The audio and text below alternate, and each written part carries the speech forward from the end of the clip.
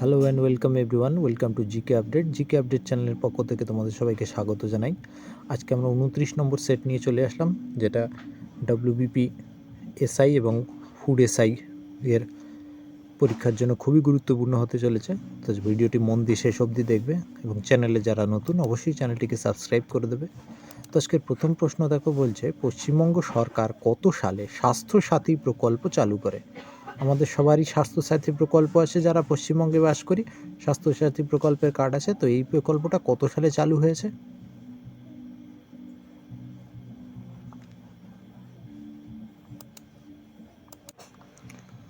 তো আমাদের সঠিক অ্যান্সার হয়ে যাবে কিন্তু অপশান বি দাগ, 2016 সালে চালু হয়েছে হচ্ছে স্বাস্থ্যসাথী প্রকল্প।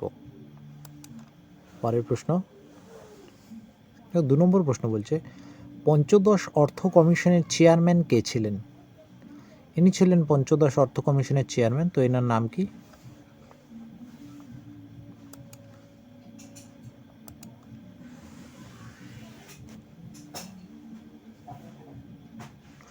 তো আমাদের সঠিক অ্যান্সার হয়ে যাবে কিন্তু অপশান সি দাগ, এনার নাম হচ্ছে নন্দ কিশোর সিং, বা সংক্ষেপে এন.কে. সিংও বলা হয়। তো পঞ্চদশ অর্থ কমিশনের চেয়ারম্যান কে ছিল? এন.কে. সিং বা নন্দ কিশোর সিং। নেক্সট কোয়েশ্চেনে চলে যাব। সুন্দর একটা প্রশ্ন, ন্যাবার্ড ব্যাংকটি কত সালে প্রতিষ্ঠা হয়?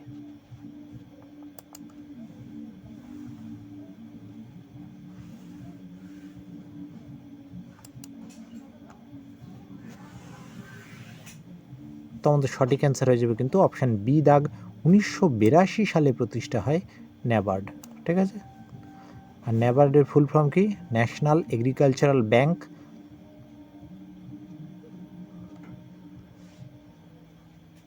For rural development, sorry, national bank for agricultural and rural development. এটা হচ্ছে ন্যাবার্ডের ফুল ফর্ম। ঠিক আছে। তো দেখো, ন্যাবার্ড সংক্রান্ত তথ্য জেনে নিই। ন্যাবার্ড 1982 সালের 12ই জুলাই প্রতিষ্ঠা হয়, স্থাপিত হয়। এর স্থাপনের মূল উদ্দেশ্য কি? কৃষি ও গ্রামাঞ্চলে কৃষি বহির্ভূত উৎপাদন ক্ষেত্রগুলির উন্নতিতে টাকার যোগান দেওয়া হচ্ছে এর প্রধান কাজ। ঠিক আছে। চলো পরের প্রশ্নে চলে যাই। পরের প্রশ্ন দেখো, বলছে কততম সংবিধান সংশোধনীর মাধ্যমে শিক্ষার অধিকারকে মৌলিক অধিকারের অন্তর্ভুক্ত করা হয়? কততম সংবিধান সংশোধনীর মাধ্যমে করা হয়েছে শিক্ষার অধিকারকে মৌলিক অধিকারের অন্তর্ভুক্ত করা হয়েছে?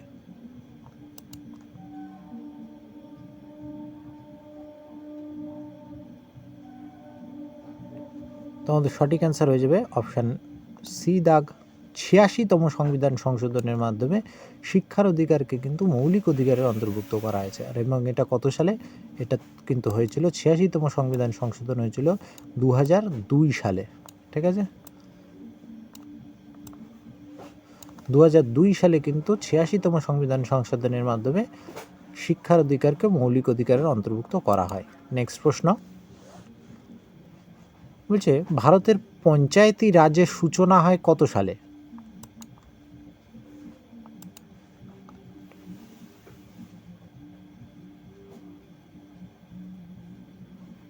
তো আমাদের সঠিক অ্যান্সার হয়ে যাবে পঞ্চায়েতি রাজ ব্যবস্থার সূচনা হয় কত সালে? 1959 সাল থেকে। 1959 সাল থেকে পঞ্চায়েতি রাজ ব্যবস্থার সূচনা হয়েছিল। ঠিক আছে। তো পঞ্চায়েতি রাজ সংক্রান্ত আরেকটু তথ্য তোমাদের দিয়ে দিই। এবং ভারতে প্রথম পঞ্চায়েতি রাজ ব্যবস্থা চালু হয় কিন্তু রাজস্থানের নগৌড় জেলা। ঠিক আছে। রাজস্থানের নগৌড় জেলায় পঞ্চায়েতি রাজ ব্যবস্থা চালু হয়েছিল।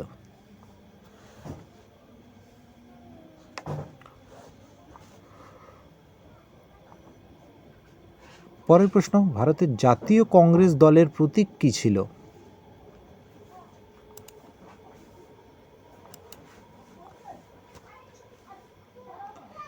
তো আমাদের সঠিক অ্যান্সার হয়ে যাবে অপশান বি দাগ, গাই বলদ। ঠিক আছে। ভারতের জাতীয় কংগ্রেস দলের প্রতীক ছিল গাই বলদ। দেখো তোমরা এখানে জাতীয় কংগ্রেস সংক্রান্ত কিছু তথ্য বলছে। অ্যালান অক্টাভিয়ান হিউম প্রতিষ্ঠিত ভারতীয় জাতীয় কংগ্রেসের প্রতীক ছিল গাই বলদ। তোমরা এখানে দেখতে পাচ্ছ কংগ্রেস সিম্বল বিটুইন 1952 টু 1969, 1969 সাল পর্যন্ত এইটা ছিল। ঠিক আছে। 1971 থেকে 1977 এইটা ছিল, এবং তারপরে 1977 পরে হাতের করতালু কিন্তু কংগ্রেসের জাতীয় প্রতীক নেওয়া হয়েছিল। পরবর্তীতে জাতীয় কংগ্রেসের নাম পরিবর্তন করে করা হয় কংগ্রেস, তখন থেকে তার প্রতীক হয় কিন্তু হাতের করতল। ঠিক আছে। তো জাতীয় কংগ্রেসের প্রথম প্রতীক কি ছিল, কি গাই বলদ। চলো পরের প্রশ্ন, কত সালে সংবিধানে লোকপাল বিল পাস হয়? সংবিধানে কত সালে লোকপাল বিল পাস হয়?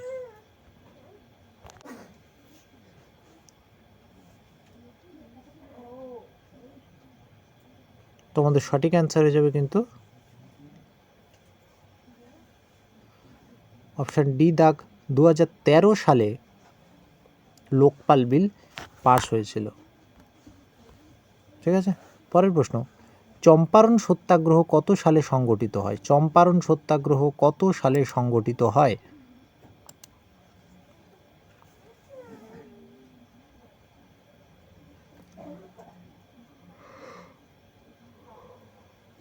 তোমাদের সঠিক অ্যান্সার হয়ে যাবে 1917 সালে কিন্তু চম্পারণ সত্যাগ্রহ সংগঠিত হয়েছিল, 1917 সাল।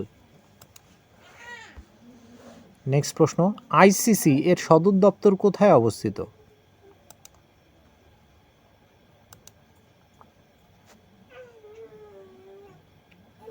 তো আইসিসির সদর দপ্তর অবস্থিত, আমাদের সঠিক অ্যান্সার হয়ে যাবে অপশন সি দাগ, দুবাইতে। আর আইসিসির ফুল ফর্ম কি? আইসিসির ফুল ফর্ম হচ্ছে ইন্টারন্যাশনাল ক্রিকেট কাউন্সিল। চলো পরের প্রশ্ন, জাতীয় কংগ্রেসের 1911 সালের কলকাতা অধিবেশনের সভাপতিত্ব কে করেন?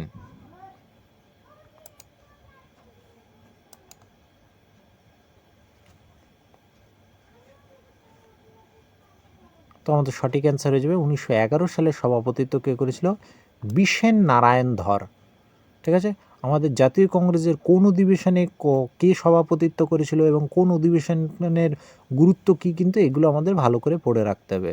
তো জাতীয় কংগ্রেসের 1911 সালে কলকাতা অধিবেশনে সভাপতিত্ব করে বিশেন নারায়ণ ধর, এবং এই অধিবেশনটা গুরুত্বপূর্ণ কেন না, এখানে কিন্তু রবীন্দ্রনাথ ঠাকুরের জনগণ মন অধিনায়ক জয় হে এই গানটা প্রথম গাওয়া হয়েছিল। ঠিক আছে।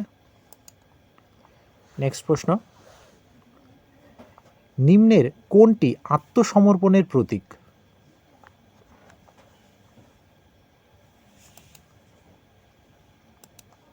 আত্মসমর্পণের প্রতীক কোনটা? তোমাদের সঠিক অ্যান্সার হয়ে যাবে কিন্তু অপশন সি দাগ, সাদা পতাকা শান্তি বা আত্মসমর্পণের প্রতীক হয়। পরের প্রশ্ন, ইতালির প্যারিস সরকারের প্রকাশিত ইতালীয় ও প্যারিস সরকারের প্রকাশিত দলিল কোনটি?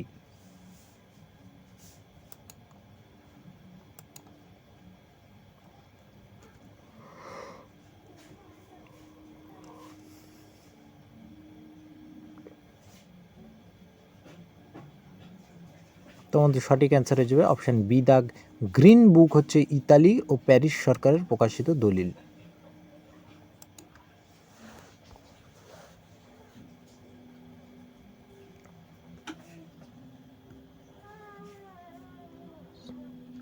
আচ্ছা, চীনের মুদ্রার নাম কি? 13 নম্বর প্রশ্ন, চীনের মুদ্রার নাম কি?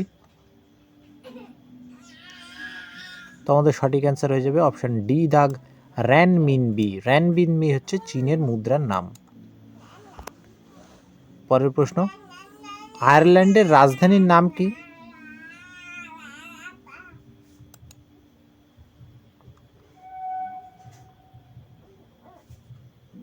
তো আমাদের সঠিক অ্যান্সার হয়ে যাবে আয়ারল্যান্ডের রাজধানীর নাম কিন্তু অপশন বি দাগ,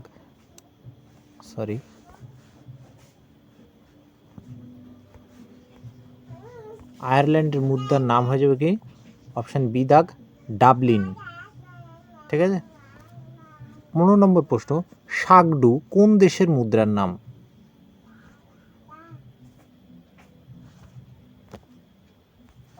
তো আমাদের সঠিক অ্যান্সার হয়ে যাবে কিন্তু ভুটানের মুদ্রার নাম হয়ে যাবে শাকডু। দেখো ভুটান সংক্রান্ত কিছু তথ্য দেখে নিই আমরা। হচ্ছে ভুটানের রাজধানী কি? ভুটানের রাজধানী হচ্ছে থিম্পু। ভুটানের সর্বোচ্চ শৃঙ্গ হচ্ছে গোংখাড় কুলাকাংড়ি গুয়েনসাম।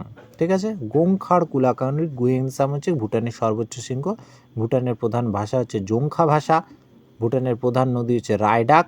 ভুটানের প্রধানমন্ত্রী, বর্তমান প্রধানমন্ত্রী হচ্ছে লোটো শেরিং, এটা 2023 অনুযায়ী। আচ্ছা, ভুটানকে গর্জনকারী ড্রাগনের দেশ বা বজ্রপাতের দেশ হিসেবে বলা হয়। ঠিক আছে, এই ছিল ভুটান সংক্রান্ত কিছু তথ্য, তোমরা একটু নোট করে নিও। পরের প্রশ্নে চলে যাই। রোমান সভ্যতা কোন নদীর তীরে গড়ে উঠেছে?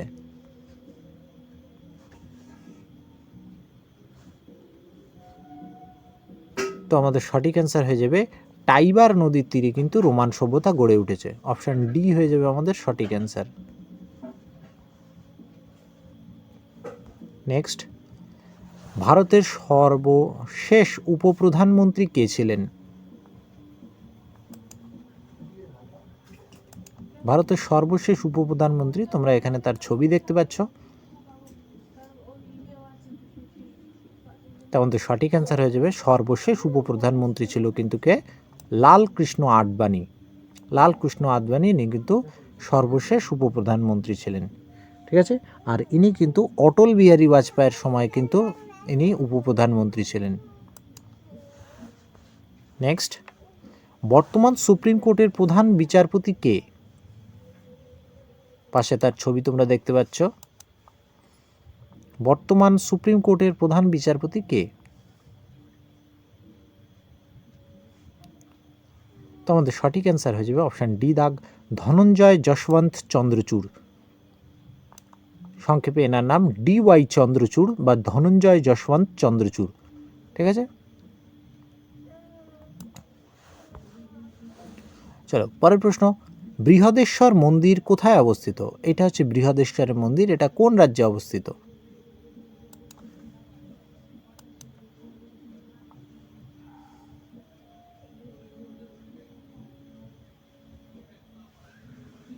তো আমাদের সঠিক অ্যান্সার হয়ে যাবে বৃহদেশ্বর মন্দির কিন্তু অপশান বি দাগ, কর্ণাটকে অবস্থিত। মহীশূর কর্ণাটকে অবস্থিত হচ্ছে বৃহদেশ্বর মন্দির। দেখো কিছু বৃহদেশ্বর মন্দির সংক্রান্ত কিছু তথ্য এখানে বলছে। এর আরেক নাম কি? রাজরাজেশ্বর মন্দির। এটি চোল স্থাপত্য শৈলীতে নির্মিত হিন্দু মন্দির। তামিলনাড়ুর থাঞ্জাভুর জেলার কাবেরী নদীর দক্ষিণ তীরে অবস্থিত।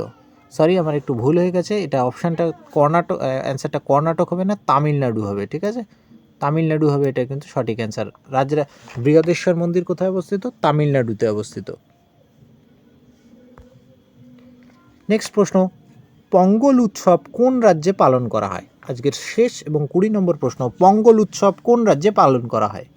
বিভিন্ন রাজ্যের উৎসব থেকে কিন্তু তোমাদের অবশ্যই আসবে উৎসব এবং লোকনৃত্য। পঙ্গল উৎসব কোন রাজ্যে পালন করা হয়?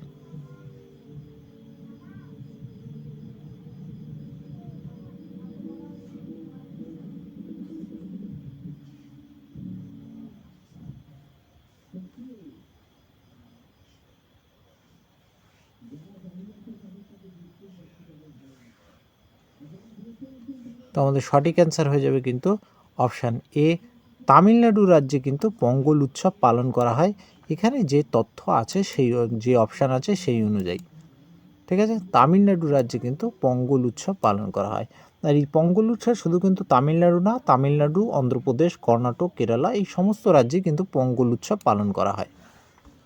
দেখো পঙ্গল উৎসব সংক্রান্ত তথ্য বলছে, পঙ্গল শব্দটি বাংলা অর্থ হচ্ছে বিপ্লব, যা তামিল জাতির পরম্পরাগত এবং ঐতিহ্যবাহী উৎসব।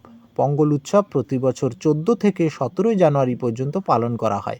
তামিলনাড়ুতে নতুন ফসল কাটার পর এই উৎসব পালন করা হয়, যা অনেকটা বাংলা অঞ্চলে পালিত নবান্ন উৎসবের মতো।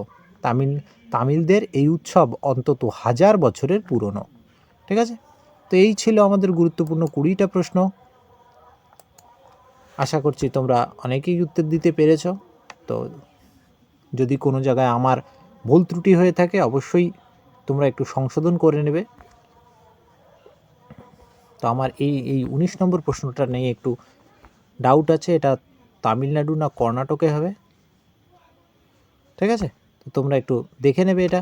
তো এই ছিল গুরুত্বপূর্ণ 20টা প্রশ্ন। আগামী ভিডিওতে এরকম আরও গুরুত্বপূর্ণ 20টা প্রশ্ন নিয়ে হাজির হব এবং প্রত্যেকটা প্রশ্নের সঙ্গে কিছু কারেন্ট অ্যাফেয়ার্সের প্রশ্ন রিলেটেড থাকবে, যেটা দিয়ে তোমাদের 2023-এ ঘটে যাওয়া সমস্ত কারেন্ট অ্যাফেয়ার্স তোমাদের সামনে তুলে ধরবো। তো যারা চ্যানেলে নতুন অবশ্যই চ্যানেলটিকে সাবস্ক্রাইব করবে। আজকের মতো এই পর্যন্তই, দেখা হচ্ছে আগামী ভিডিওতে।